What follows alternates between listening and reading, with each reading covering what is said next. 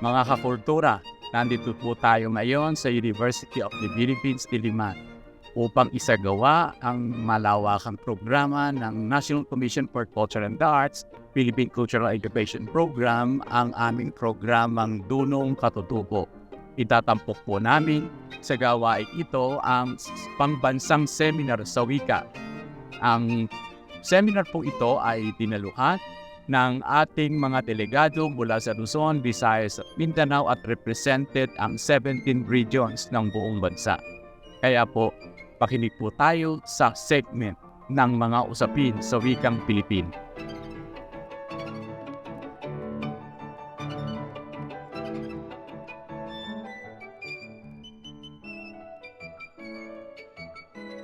Ulitin ko lang na nasa sitwasyon tayo kung saan nahahamon ang paggamit ng mga lokal na wika sa edukasyon. Ang aking pong disiplina at pagsasanay ay para sa edukasyong pangwika o language education. At hindi po siguro ninyo alam, ang aking karanasan sa pagtuturo ay para sa pagtuturo ng Ingles. Pero nandito po ako ngayon at nagsasalita tungkol sa papel ng mga lokal na wika sa edukasyon dahil ako po ay na-convert ng aking pag-aaral sa disiplina at dahil na rin sa pananaliksik. Para sa presentasyon ko ngayong hapon, layunin ko ang makapagbahagi ng ilang mga sagot sa 3 katanungan na makikita ninyo sa itaas. At sana pagkatapos ng aking presentasyon ay pabigyan ninyo ng konsiderasyon ang pagbuo ng isang pamalagian na perspektibo at tindig sa paggamit ng mga lokal na wika sa pagtuturo. Una po nating pag-usapan o tatalakayin ko ang tinatawag na maganda at epektibong wikang panturo. Ano nga ba ang tinatawag na wikang panturo? Sa Ingles, ang terminong gamit natin ay medium of instruction o kaya language of instruction. Sa ilang mga DepEd documents, ang tawag dito ay language of teaching and learning or MOTL, pwede rin, medium of teaching and learning. Well, maraming sinasabi ang mga pananaliksik, mga resulta ng pananaliksik tungkol dito. Pero sa tingin ko, itong nasa listahan ko, ang ilan sa mga katangian na mahalaga at dapat bigyan natin ng pansin para tukuyin ang isang maganda at epektibong wikang panturo. So mabilisan ko lamang pong tatalakayin ang bawat isa. At kung mapapansin ninyo, ang unang 3 katangian ay magkakaugnay, may overlapping sila. At ang 3 ito ay patungkol sa mag-aaral o estudyante. So una, doon pala dapat. Una na ay ang malakas na wika ng mga mag-aaral. Ang wikang panturo, hindi ba, ay dapat ang malakas o strong language ng mga mag-aaral o estudyante. So anong ibig sabihin natin ng malakas na wika o strong language? Ibig sabihin nagagamit ng mga mag-aaral ang wikang panturo, nakakapagsalita sila sa wikang ito, madalas nila ito magamit at medyo maunlad na ang kanilang mga kasanayan o skills para sa wikang ito. At dahil nga madalas gamitin, maunlad na ang kasanayan, may kumpiyansa ang mga mag-aaral na magsalita, magsulat o kaya ay magbasa sa wikang ito. Okay? Ang susunod na katangian, pangalawa, dapat ay naiintindihan ng mga mag-aaral ang wikang panturo. So, kapag naiintindihan ng mga bata ang wikang panturo, nagiging mabilis at malinaw ang pagpapaliwanag ng guro at naiintindihan agad ng mga mag-aaral ang mga konseptong dapat nilang matutunan. Ang pangatlong katangian ay isang dagdag na ideal. Hindi naman sa lahat ng pagkakataon ay laging may cultural connection ang mga estudyante o ang mga guro sa wikang panturo. Pero maganda talaga kung merong cultural connection ang mag-aaral dun sa wikang panturo. Dito sa slide ko, na makikita ninyo ang larawan ng ilang mga level graders na matatagpuan sa Lubuagan Central School sa Kalinga. Binuo ng mga guro doon ng level readers sa tulong ng Summer Institute of Linguistics na nagsanay sa kanila sa paggawa ng mga readers na ito. Makikita yung BAUU. So alam ko hindi ko ito nabibigas ng tama, Kasi ang tunog para sa bar Y nila ay mahirap, mahirap bigkasin, ano? At yung apya. At ang huling larawan naman ay nagpapakita ng listahan ng tiya, buyan o mga buwan sa taon. So ang kiyang siguro ay Enero yan. At ang kililing, kung nababasa pa ninyo, ay siguro Desyembre iyan. So ito ay mga salita mula sa wikang Lilubwagen na gamit sa lubwagan. At makikita ninyo na nagpapakita ito ng mga konsepto na importante sa kanilang kultura. So, ang mga bata ay kinakarga sa ganitong paraan, ang mga bata ay naglalaro ng holen, at ang maganda po dito sa mga pangalan nila sa buwan, nakuha itong mga pangalan na ito ay basically paglarawan sa kapaligiran sa panahon ng buwan na yon. So kapag makakakita ka ng ganitong insekto sa buwan na yon, doon nagmula ang pangalan na yon. Kung malamig sa panahon ng buwan na yon, batay doon ang pangalan ng buwan na yon. Pero hindi na siguro ganun katotoo dahil sa global warming, pero doon galing ang pangalan ng kanilang mga buwan. So nagpapakita na ang wika talaga nila ay naglalarawan ng kanilang kapaligiran, ng kanilang way of life, ng kanilang kultura. Sabi ng mga guro sa Lubwagan Central School, naging malaking tulong ito na gumagamit sila ng Lubwagan bilang wikang panturo at wikang itinuturo o language subject para mas maintindihan talaga ng mga bata ang kanilang mga leksyon. Ano po ang pwedeng mangyari kapag gumamit tayo ng isang strange language o foreign language sa mga bata, lalo na sa murang edad nila at sabihin natin hindi pa sila handa, hindi pa ganun kalakas ang L1 o mother tongue, pero nagbibigay na tayo, nagpapakilala na ng isang strange language. Parang nagpipilit tayo, may maaring magkaroon ng disconnect. Ito ay isang clip lamang sa isang video na madalas kong ipakita sa klase. At makikita na ang gustong ipagawa ata sa bata ay kumpletuhin niya ang isang salita na angkop doon sa larawan na alam natin na gamit sa pagkain. Medyo nakakahon nga lang ang sagot na gustong ibigay niya kasi dapat magtapos ito sa RK. At doon sa video, makikita ninyo na natagalan ang bata sa pagbigay ng salita, sa pagbuo ng salita. Mukhang ang hinihingi ay fork. Pero ano sa tingin ninyo ang ibibigay ng bata? Maaring sa kanyang mundo, hindi ito fork. Matalino ang bata dahil sa bandang huli, nakapagbigay naman siya. Nakapag matalino ang batang ito talaga dahil nakapagbigay pa rin siya ng salita. Natatawa tayo, pero ito po ang posibleng mangyari kapag nakikita ninyo na iba ang pamilyar na wika sa bata, ibang wika ang may cultural connection siya. Pero pinipilit natin na ipagamit sa kanya itong isang wikang ito na hindi naman niya ginagamit para ilarawan o intindihin ang mundo niya.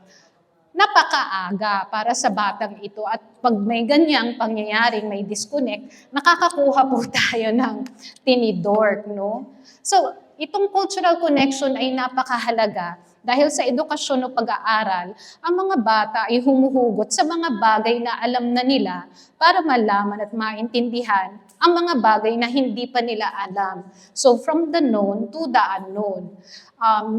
Sa unang larawan, makikita ninyo kung lubid lang ang gagamitin nyo para tumalon sa known to the unknown, napakahirap. Pero kung nandyan ang kultura para suportahan ang ating pagtalon sa kabila, nagbibigay ito ng matibay na pundasyon, kaya makikita ninyo yung knowledge structure, child's worldview, and child's first language, lahat ng yan ay kaugnay sa kultura at susuporta sa bata para mas maintindihan ng kung ano man ang inaaral niya.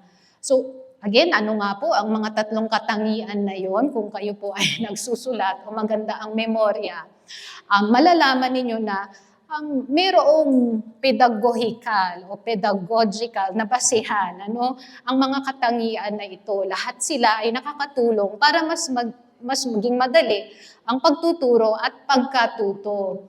Pero sa ilang mga konteksto, Bihira naman na ayon na nga kay Brother Andrew Gonzales, na nandito sa Larawan, hindi naman laging mga pedagogical na basihan o kadahilanan ang nagiging batayan ng mga desisyon natin para sa pagpili ng wikang panturo.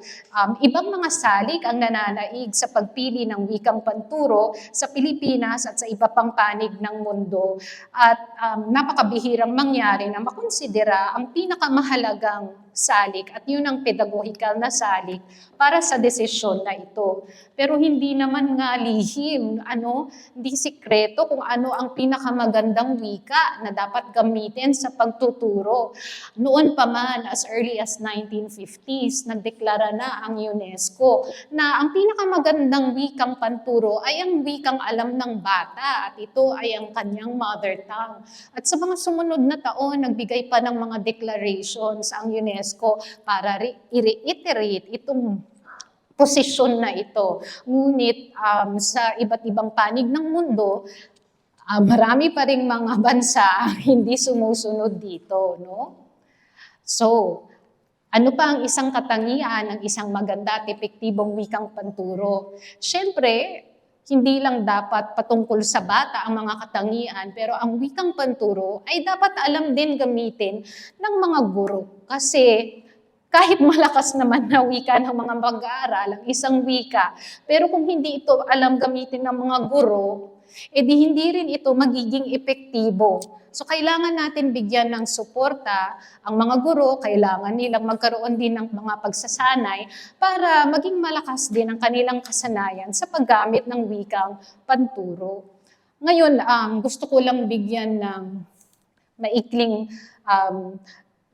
paliwanag yung wikang panturo, which is the medium of instruction, na sabi ko kanina na kung ano yun, at yung wikang ituturo o yung gagawin nating language subject o ituturo natin bilang language subject, no? So, para sa wikang ituturo o language subject, mas mataas na lebelo, antas ng kasanayan ang hinihingi mula sa guro dahil ituturo niya ang wika bilang isang asignatura. Meron siya dapat proficiency, kaalaman sa gramatika, para dun sa wikang iyon.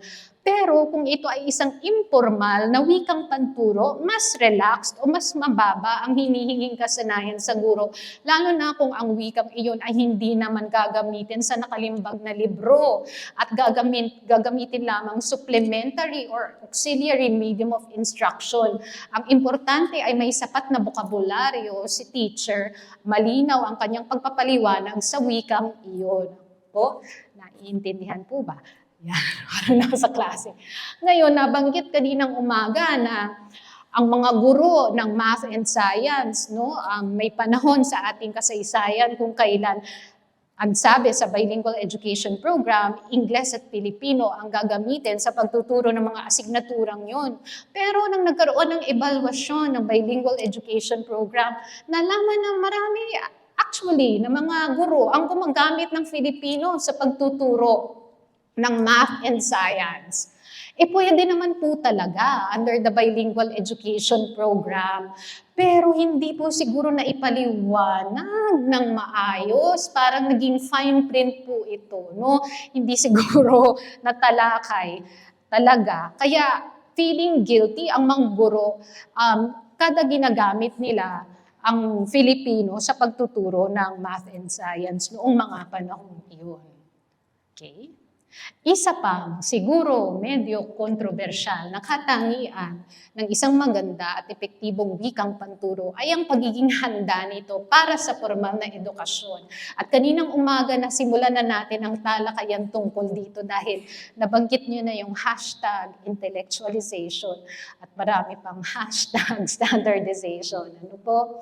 So, itong kahandaan na to tumutukoy sa mga technical at practical na requisitos para masiguro na handa nga ang isang wika para gamitin sa edukasyon.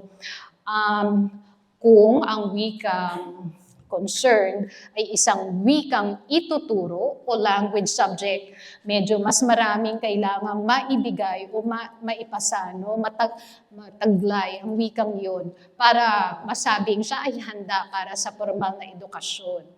Sa mother tongue-based multilingual education ng DepEd, kung pamilyar po kayo doon, merong hinihinging 4 minima.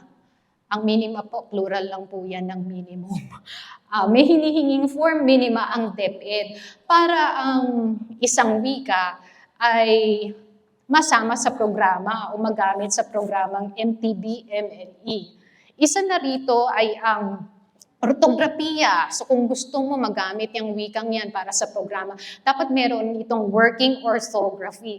Dahil bilang isang wikang ituturo, kailangan itong isulat at babasahin din ito ng mga bata. So dapat, tama lamang, na meron tayong mabuong working orthography nitong wikang ito. So, ang mga larawan na ito ay kuha ko nung pumunta ako sa exhibit sa Conference on Language and Culture na inorganisa ng DepEd noong nakaraang Hunyo, no, sa Maynila. Okay, so doon galing ang mga larawang ito sa exhibit na iyon. Susunod, kailangan din na may kodifikasyon, kaya dapat may mga dictionaries para sa wikang ituturo. At dito makikita natin, meron tayong Agoitanin English Dictionary, Romblomanon Dictionary, Tuwali Ifugao Dictionary, and Grammar Sketch pa. Ang mga ito ay kuha ko mula sa booth ng Summer Institute of Linguistics. Okay, so mga limbag nila ang mga librong ito. Pangatlo, doon sa 4 minima ay kailangan din ng mga grammar books dahil mabuting may batayan para sa pagtuturo ng gramatika ng wikang ituturo. Mas marami pa actually mga libro doon sa booth, pero ito lamang ang mga nailagay ko sa aking slide. So, meron tayong Ibatan, grammatical sketch, at meron ding grammar of yakan or yakan. Paano po ba binibigkas? Okay? So, yun ang pangatlo, 3 out of the 4 minima. Ano ang pang-apat? So kung meron tayo ng mga nabanggit kong tatlo, then makakagawa tayo ng mga materyales na makakatulong sa guro para maturuan magbasa ang mga bata sa wikang iyon. Yun ang unang goal natin, mapabasa sila sa wikang yon. Kaya sa tulong nga ng may working orthography ka, may diksyonaryo ka, at meron kang grammar sketch, meron ka ng mga batayan, therefore, para gumawa ng mga primer or primer, mga modules para sa pagbasa ng mga bata, mga kwento, storybooks, meron silang big book version, meron silang small book version, at syempre, ang mga tinatawag na leveled or graded readers. Kaya tinatawag na leveled kasi, kumbaga, merong pang beginner, may pang intermediate, pang advanced, pang grade 1, grade 2, at grade 3. So makikita dito ang koleksyon ng Lubuagan Central School na binuo sa tulong ng Summer Institute of Linguistics. Kung titingnan ng libro, simple lang na papel ang gamit nila, hindi, pati ang binding nila ay simple din lang. Makikita na modest lang ang kanilang funding. Nagpapakita na hindi naman kailangang maging sobrang ganda na agad. At actually, ang cover lang po ang colored, pero hindi po colored ang mga pahina talaga, mga larawan sa loob ng readers, no? So, working on a budget po talaga sila nung panahong iyon. Dito naman sa kabila, makikita ang leveled readers na ginawa sa pagtutulungan ng DepEd, USAID, RTI at SIL Lead para ito sa programang ABC Plus. Tama ba ako? Sa Region 5, 6, and BARM. Kung kayo ay pamilyar at nakakaalam dyan sa ABC Plus na marami ring mga materyales na nagawa gamit ang mga local languages sa Region 5, 6, at BARM. Okay? So anong mapapansin? Collective effort po talaga ang kailangan na manaig para makabuo tayo ng mga ganitong diksyonaryo, grammar sketch, working orthography, at finally itong mga small books, big books, and so on. Nangangailangan din po ng pondo at syempre kakain ng oras. Okay? So may mga lokal na wika na check lahat sa mga requisitos tungkol sa pagkahanda para sa formal na edukasyon. Pero alam natin, nabanggit na kaninang umaga, hindi lahat ng lokal na wika ay handa. So ano ang dapat gawin natin? Dapat din nating harapin ang mga duda at agam-agam tungkol sa paggamit ng mga lokal na wika sa edukasyon. Kasi kung tayo ay kumbinsido, siguro ang iba ay baka kailangan mas kumbinsihin pa. Dahil sa tingin nila, ang mga lokal na wika ay hindi naman edukado, ito ay informal, ginagamit lamang sa bahay. Informal kasi yan yung gamit sa teleserye. Ito yung gamit sa kalye, pag bibili tayo sa palengke. Hindi nila nakikita ang mga lokal na wika bilang wikang gamit din sa mga formal na diskurso. Gagamitin mo sa debate, magbibigay ka ng talumpati sa lokal na wika. Siguro kung eleksyon, pero hindi yung tipong sa isang akademikong platform or event. Kailangan maiba ang kanilang pananaw. Okay? Sabi ng iba, hindi daw intelektualisado ang mga lokal na wika, pero dapat siguro nating itama na may mga lokal na wika na unti-unti nang naaabot ang pagiging intelektualisado. Para dito, kailangan natin bumuo ng mga glosaryo. At hindi biro ang gumawa ng mga glosaryo. Kailangan natin ng mga eksperto, hindi lang sa wika, pero pati na rin sa iba pang mga disiplina. Kailangan natin ng pondo at kakain ng mahabang panahon. Pero para maabot ang estado ng intelektualisasyon, kailangan, of course, magtulong-tulong tayo at isama natin ang komunidad o ang gagamit ng mga wika sa pagbuo ng mga bagay na ito, mga references na ito, dahil importante din po na tanggap ng komunidad, tanggap ng mga eksperto, tanggap ng mga gagamit ng glosaryo, ang mga nakalagay dyan sa loob. Okay? Ano pang mga duda at agam-agam tungkol sa paggamit ng lokal na wika sa edukasyon? Madalas nating naririnig na para lang sa mga mahihinang estudyante ang mga lokal na wika. At ano naman ang para sa mabibilis na estudyante? Ang Ingles at o Filipino. Totoo naman na mas masusuportahan ng mga lokal na wika o mother tongues ang mga mahihinang mag-aaral.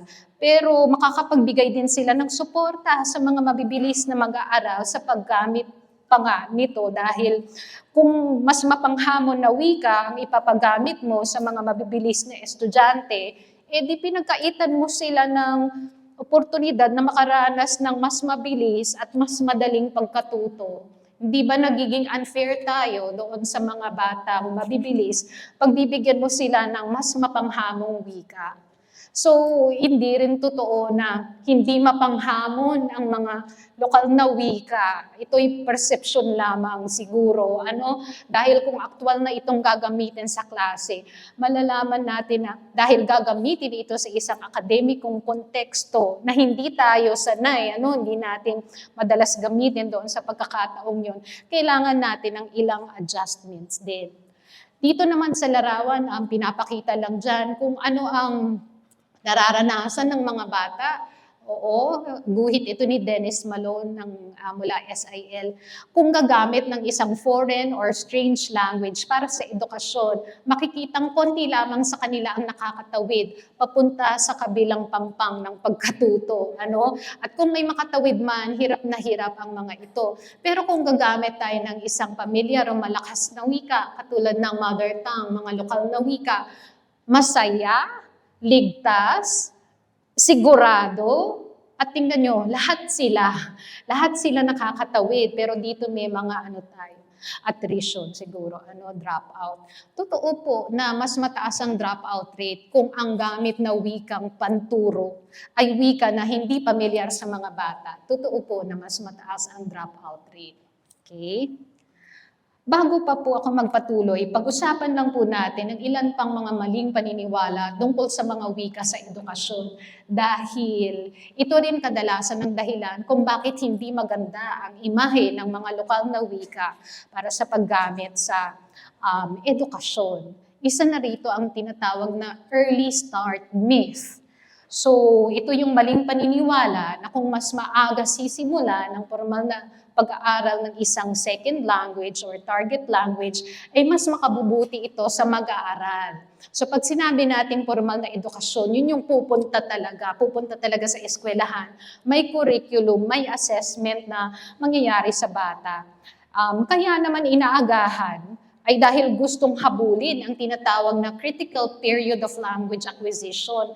Dahil naniniwala tayo, pag mas bata, mas maaga tayong mag-aral ng English or French, mas mabilis tayong matututo. Pero hindi po ito uubra sa formal na konteksto. Kailan ito maaring maging matagumpay? Sa isang informal na konteksto na hindi magbibigay ng quiz, hindi kailangang may curriculum, kailangan natural. Ang tawag po natin dyan, di ba, ay acquisition.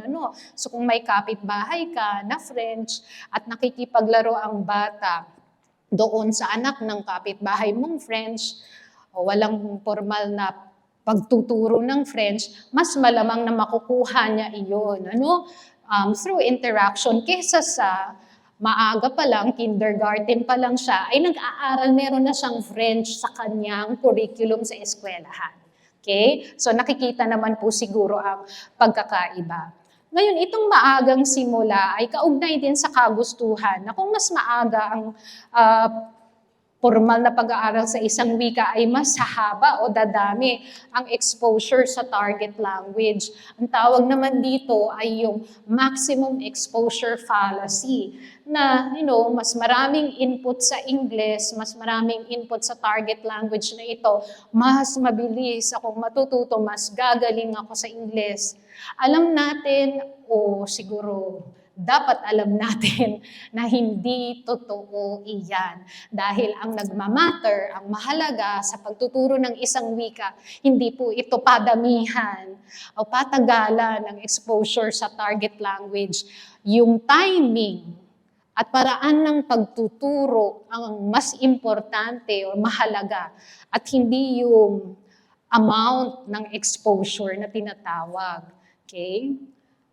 Nagkaroon po ako ng pagkakataon na makakapanayam ng ilang mga magulang at kahit mga guro, nang ako ay nagsaliksik tungkol sa mother tongue-based multilingual education. At ang mga nakikita ninyong quotes dito ay verbatim na nanggaling sa kanila.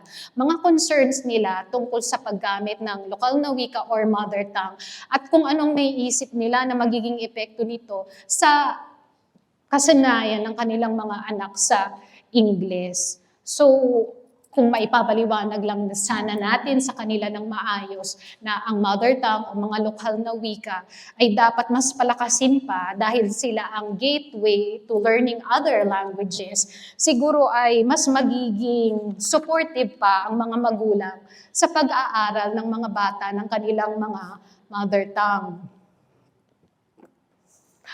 Dapat din sigurong ipaliwanag, sana ay alam na natin na hindi naman kailangang maging medium of instruction ang isang wikang aaralin mo, ang isang target language o L2 para matutunan mo ito o para mas gumaling ka dito. A good language educator, a competent one should know that.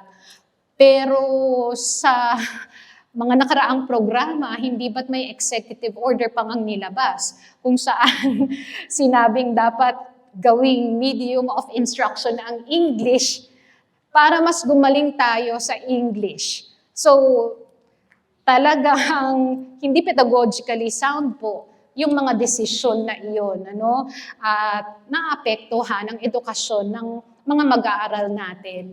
Marami pa pong mga maling paniniwala o mga myths tungkol sa paggamit ng mga wika sa edukasyon. Siguro ang huli na lang para dito sa paksang ito, dahil mga multilingual tayo, sa tingin ko dapat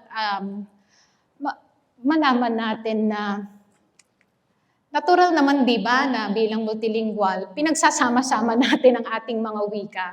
Dahil ito para mas maging maayos ang komunikasyon. Pero kung meron tayong common language, at siguro sa auditorium na to, yun ay ang Filipino at English, bakit tayo hindi pwedeng gumamit ng Filipino at Ingles pareho, ano? Yan ang umiiral na kaisipan, kaya meron tayong mga English-only zones na nagbibigay ng stress, ng anxiety sa mga tao, katulad siguro ng naging karanasan ni Sir. Ang tendency ng mga tao ay tumahimik o matakot sa Ingles. The exact opposite of what we want to happen, na ma-develop ang kanilang English skills. Tapusin na po, siguro yun yung tama, ano? Tapusin na po natin ang pagpatupad ng mga ganitong polisiya sa school, sa workplace natin, English only. Ang mas progresibong paraan o programa siguro na dapat ipatupad, narinig nyo na ba ang English mainly? Okay, English mainly allows the use of other languages in a particular context, but because of that context demands something from a primary language, nagkakaintindihan ng mga gagamit ng wika na hanggat maaari, ang pangunahing wikang gagamitin sa pagkakataong iyon ay Ingles o kung ano paman, pero malaya silang gumamit ng iba pang mga wika doon sa sitwasyon na iyon. Ano? At doon maaari nating ipasok ang mga lokal na wika. Balikan natin ang tanong na bakit dapat gumamit ng mga lokal na wika sa edukasyon. Sa puntong ito, tingnan naman natin kung ano na ang nasabi ng mga pananaliksik tungkol sa paggamit ng mga lokal na wika sa edukasyon. Marami po ito pero ilan lamang ito, yung Monroe Commission, panahon ng mga Amerikano noong 1950s, nagkaroon na rin ng mga pag-aaral sa paggamit ng lokal na wika bilang media of instruction. Doon sa mga taga-Iloilo, alam nyo siguro yung first Iloilo experiment, second Iloilo experiment. May kakilala nga po akong professor na po siya, medyo nag-retire na siya. Naging parte daw po siya nito, bata siya. No? So, ang tawag din yata dito yung Aguilar. Yung Aguilar experiment kasi si Aguilar naman ang researcher nito, no? At yung Regional Lingua Franca Project na naging maganda din ang mga resulta, ano? Pero sa kabila nito, isinasantabi natin kung ano ang mga learnings natin mula sa research at pilit nating binabalik ang paggamit ng mga wika na siguro hindi naman ganun kapamilyar ang mga bata. Noon pa man, ang tagal na nitong Monroe Commission, na bullseye na nila kung ano ang problema natin at mga dayuhan pa ito, no? Ang sabi nila, dapat tayong gumamit ng mga lokal na wika sa edukasyon pero hindi tayo nakikinig o siguro kulang pa ang ating mga ginagawa para mas maihanda pa ang mga lokal na wika para sa edukasyon. Panghuling paksa na lang po ay itong language and education policies na kaugnay sa disiplina ng language planning at policy. Okay? Isang tiyak na strand po ito mula sa language planning at policy. At dito sa disiplinang ito o strand na ito, laging usapin, debate, ang pagtukoy sa wikang panturo at wikang ituturo ng isang bansa o estado. Okay? At laging kaugnay ito sa kung ano ang opisyal na wika ng bansa at kung ano ang magiging pambansang programa ng pagtuturo ng wika. Magre-repaso lang tayo na sa 1987 Constitution, ang opisyal na wika natin ay Filipino at English at ang mga regional na wika ay mga auxiliary official languages. Ang mga pantulong na wika sila, no, sa pagtuturo. Kung titingnan naman natin ang ating kasaysayan, nagkaroon na tayo ng bilingual education program at nagpalit tayo at nagkaroon ng MLE or Multilingual Education starting school year 2012 to 2013. Para sa bilingual education policy, ang sabi, Filipino at English ang dapat gamiting medium of instruction. Ang mga regional languages ay auxiliary media of instruction at ang Filipino at Ingles ay magiging language subjects. Okay? So, ayun nga ang hindi nakuha. Siguro na malaya naman tayong gumamit ng iba pang mga wika bilang auxiliary languages of instruction. Pero alam niyo po ba na meron po palang early version of the bilingual education program na nagbigay ng mas malaking papel sa mga lokal na wika. Ito ay yung version ng 1970s. Bakit hindi natin minintain? No? Noong 1970s po pala, iba ang patakaran sa mga Tagalog areas at sa non-Tagalog areas. Sa non-Tagalog areas, ang medium of instruction nila from grades 1 to 5 ay maaring vernacular. At saka lamang magiging Pilipino sa grade 5. Matagal, binibigyan sila ng pagkakataon na mag-transition. Actually, mas matagal tong transition na to kaysa sa MTB-MLE. Kasi sa MTB-MLE, grade 4, iba na agad. Sabi ko, mas okay pala itong 1970 version. Tapos, eventually, nung patagal, nung 1973, bumaba, umikli, hindi na po nag-distinguish kung Tagalog area or non-Tagalog area, lahat na, from grade 1 to 2, ang medium of instruction ninyo ay vernacular, meron pa rin kayong Filipino and English as school subjects, at sa grade 3 daw, English with Filipino as school subject. Tapos hindi na vernacular ang medium of instruction. So napapansin natin, unti-unting natatanggal, nawawalan ng papel ang mga lokal na wika sa programa. Pero nabalik naman, noong 1987, yun na po ang Revised Bilingual Education Policy or Program, tinanghal sila bilang auxiliary languages, itong ating mga vernaculars. Pero kung multilingual tayo at multicultural, ano ba ang nararapat na programa o pulisiya para sa atin? Siguro ito ang napagtanto ng departamento, kaya sumubok tayo sa multilingual education. Iba-iba pong tipo ang multilingual education. Sa ibang bansa siguro ang gamit nila ay lingua franca. Pero sa Pilipinas, ang napili nating maging lunsara ng multilingual education ay ang mother tongue. Kaya tinawag itong mother tongue-based multilingual education.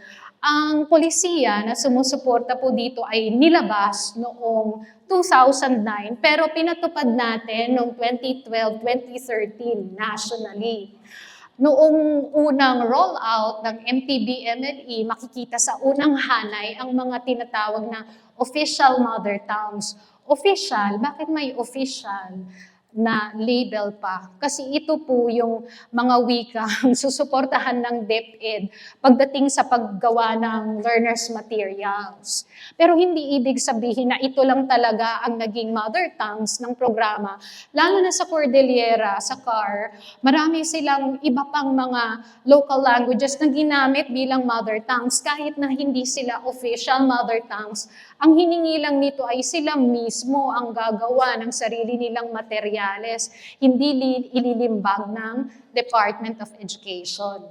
Pagkatapos ng ilang taon, naglabas na naman ng pangalawang dagdag na listahan ng mga mother tongues para sa programa. And eventually, dinagdag din ang Filipino Sign Language bilang isang official na mother tongue para sa MTB-MLE. So, mas multilingual, mas makatotohanan, at mas totoo sa kung ano ang realidad natin. Pero, sabi nila, pag mas maraming wika ang sangkot o gagamitin sa classroom, sa mga gawain, magulo daw ito. Nakakalito ito. Nakakaubos ng oras. Ipapaliwanag mo ng ilang beses sa iba't ibang wika. Okay? Pero, ang maipapayo ko ay dapat gumamit tayo ng tinatawag na language management. Ano ba yung language management? Una, dapat alam ng guro ang mga wika niya at ang wika ng mga mag-aaral sa kanyang klase. At alam niya kung anong mga pareho nilang wika na kaya niyang gamitin sa pagtuturo. sa pag-aaral din ng mga bata. So, pangunahing wika pa rin ang dapat na medium of instruction, lalo na kung language class naman ang konteksto, sisiguraduhin na target language mainly ang gagamitin, pero maaaring gumamit ng iba pang wika ang guro sa classroom at doon maaaring pumasok ang mga lokal na wika. Alam dapat ni teacher kung anong wika sa common repertoire nila ng estudyante ang maaring gamitin para sa pagpapaliwanag, para sa pagbigay ng utos. No, bibigyan niya ng function or role ang mga wikang ito. Okay? Bakit naman dapat gawin yun? Kasi kung mga wika naman natin ay maaari nating tingnan o ituring bilang mga tools. At dahil tools sila, gamitin mo sila. Dapat alam mo kung anong trabaho ang kaya nilang gawin. Sabi dito, multilingualism is all about choices. At kung magaling kang teacher, dapat alam mo na ito ang mga pwede mong gamitin, itong mga options mo para sa pagtuturo. Magbibigay ako ngayon ng ilang mga practices na pwedeng makatulong sa inyong language management sa inyong mga classrooms. Isa na rito ang translanguaging. Siguro ang ilan sa inyo ay familiar dito, no? Ang pag-manage natin ng mga wika ay nag-i-involve din ng translanguaging. Marami pong definisyon sa ngayon para sa translanguaging, pero simple lang ito. So tinitingnan ito bilang isang umbrella term para sa paglipat-lipat natin mula sa isang wika patungo sa isa. Kaya naman sa ibang mga literature, pasok dito ang code switching, code mixing, and so on and so forth. Ang konsepto ng translanguaging ay pinapakita ng larawan na ito. At siguro, dahil multilingual tayo, madalas natin itong nararanasan. Halimbawa dito sa UP, para sa isang kurso, pagpaplanong pangwika, ang readings namin ay sa Ingles. Binasa namin sina Fishman at Spolsky sa Ingles, pero sa talakayan sa klase at sa pagsulat ng papel, Filipino. At maaring baliktad naman yon sa iba pang pagkakataon. Napaka-natural na ito sa atin na parang hindi na natin siya napapansin, no? Pero yung iba ang language in at iba ang language out ay isang halimbawa ng translanguaging. Ang isa pa nating dapat i-consider at pag-isipan para sa language management natin ay ang code switching. At siguro familiar na tayong lahat dito. So kanina pa ako gumagamit ng English-Filipino code switching. So madalas natin to gamitin sa informal na konteksto, pag nagkwekwentuhan. Pero di ba, komperensya naman ito. Mas formal ito kaysa sa pagkikwentuhan sa kanto. Pero nakita ninyo na angkop pa rin naman ang ating code switching. Sa classroom ay maaari nating bigyan ng espesyal na trabaho ang pagko-code switch. Doon sa aking thesis tungkol sa code switching, nalaman ko halimbawa na ginagamit ng mga estudyante ang code switching kapag group work time. At nang tinanong ko sila kung bakit, sabi nila para mas mabilis ang komunikasyon. Kasi mas mabilis daw yun kesa mag-straight English sila or mag-straight Filipino. At anong kapansin-pansin? Kapag oras na para i-report ang resulta ng group work, nagko-code switch sila? Hindi. Otomatiko sa mga bata na kung physics class yun, English ang ginagamit nila sa pag-report. May polisiya ba yung physics teacher para rito? Wala. Pero natural na nangyayari. Pero kung ikaw ay aware sa mga bagay na ito, mga practices na ito, maaaring magkaroon ka ng mga guidelines sa klase o mas suportahan mo pa ang paggamit ng code switching. Siguro, mayroon lang mga pagkakataon kung kailan magandang gamitin ito para din hindi magdulot ng kalituhan. Meron din po tayong tinatawag na ungrammatical switches. At pag ungrammatical ang code switching, mahirap na pong maintindihan. So ang isa pa ding pwede nating i-manage sa ating classroom ay ang pagsasalin o translation.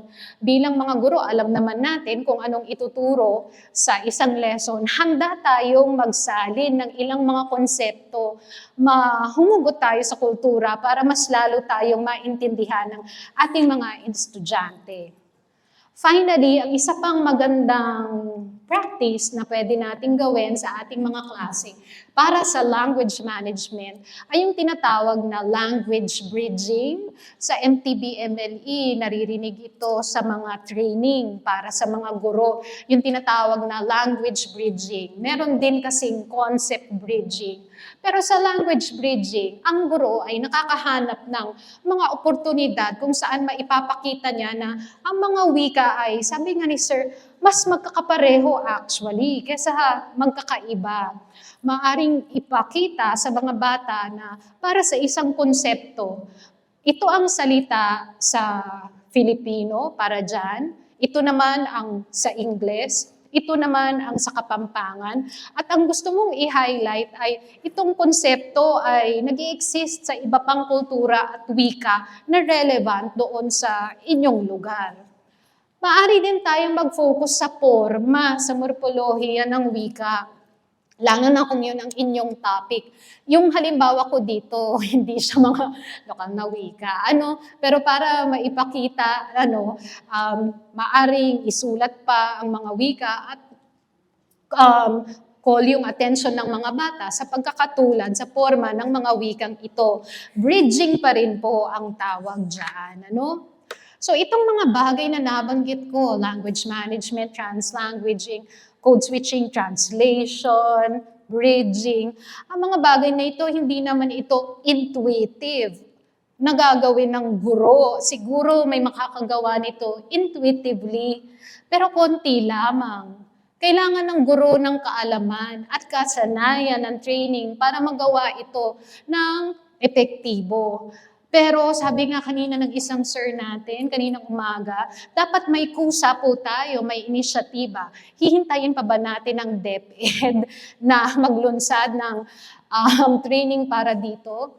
Ang aking thesis advisee na si Sir Xiste Castro ay ganun din ang pag-iisip. Kaya para sa kanyang thesis, nagdesenyo siya ng isang pagsasanay na school-based gamit ang Learning Action Scale or LAC platform. Okay? At ang pagkakadesenyo ng training ay implementable ito ng isang school. Meron kompleto na sa materyales at nag-focus sa language bridging ang training na ito. So, naging maganda naman ang resulta. Ang punto dito ay dapat magkaroon tayo ng sarili nating kusa o inisyatiba na makakuha ng kaalaman at maglunsad ng mga training para magawa natin yung mga bagay na iyon, mag-accommodate pa effectively ng mga lokal na wika sa pagtuturo. Ayan, ilang minuto na lang. So sa pagtatapos ko, balikan natin ang ating realidad, Ano nga ba ang meron tayo at nasaan na tayo ngayon? Na mula sa BEP, sa kasalukuyan, umiiral pa rin ang mother tongue-based multilingual education.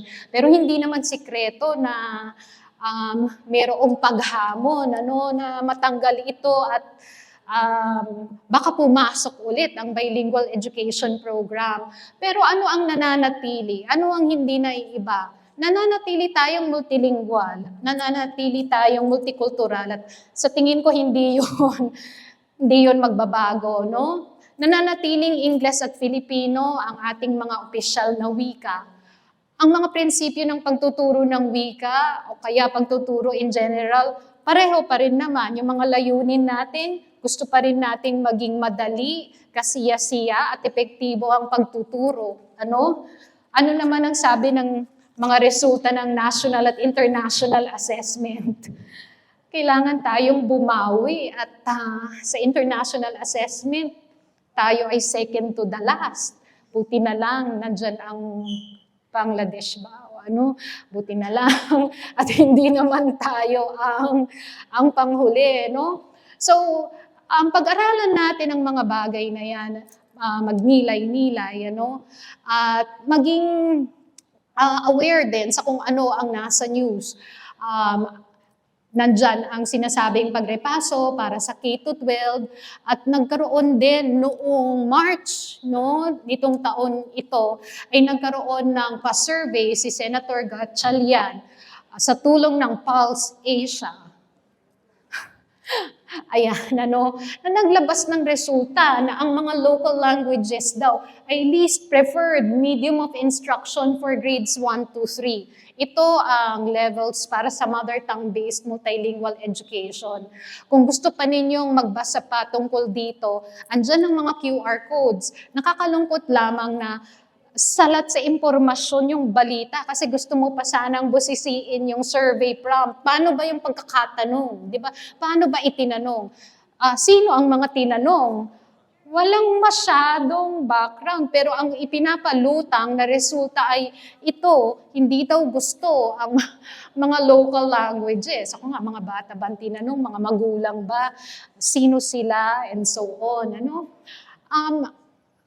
Dapat tayong mag-isip-isip. So ano ngayon ang pwede nating magawa para mabago ang imahe ng mga lokal na wika? Kasi kung ako ang tatanungin, kung ako ang tatanungin ninyo, may mga bagay na hindi naman natin preferred, pero mas makabubuti para sa atin. Dahil ang mga preferences natin ay minsan apektado ng ating mga biases. Hindi po ba? Okay? So iba yun, no? Iba ang preference.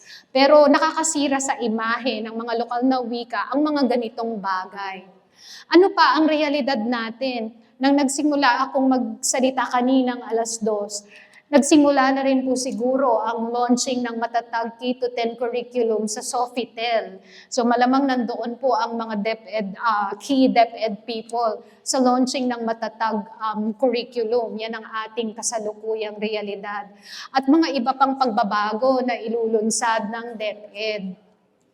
At bilang mga guro, malapit na po magtapos, dapat alam natin ang ginagawang pagre-repaso ng EDCOM 2 kasi meron na pong naunang EDCOM, hindi po ba?